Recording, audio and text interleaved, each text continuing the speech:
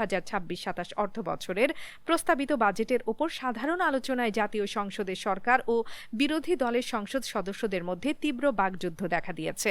আলোচনার এক পর্যায়ে জামাতে ইসলামীর সংসদ সদস্য শাহজাহান চৌধুরী স্বরাষ্ট্রমন্ত্রী সালাউদ্দিন আহমদের একটি বক্তব্যের কড়া সমালোচনা করে তাকে হাল জামানার মুফতি বলে কটাক্ষ করেন। তার দাবি, চট্টগ্রামে এখন বলা হচ্ছে ফতোয়ার জন্য আর মাদ্রাসায় যেতে হয় না, ফতোয়া এখন সংসদেই দেয়া হয়। শাহজাহানের এই মন্তব্যের জবাবে বিএনপি সংসদ সদস্য জয়নুল আবেদিন ফারুক 1971 সালের ইতিহাস ও বুদ্ধিজীবী হত্যাকাণ্ডের প্রসঙ্গ টেনে পাল্টা বক্তব্য দেন।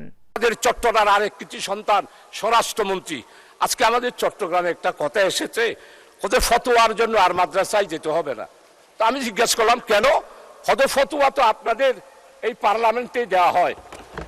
ফতোয়া কিরকম? ফখরুল ইসলাম মাননীয় মন্ত্রী, উনি যেমন ইসলাম নয়, জামাত ইসলামীও ইসলাম নয়। মানে স্পিকার, জামাত ইসলামীকে জানতে হলে 100 বছরের ইতিহাস জানতে হবে। জামাত ইসলামী কি ইসলামী দল না অন্য কিছু, সেটার ফতোয়া দেওয়ার দরকার নাই। তাই আমাদের চট্টগ্রামে এখন বলতেছে হাল জমানার মুফতি তিনি। আর একটা বললাম না, আলিফ বাতা জানেন না।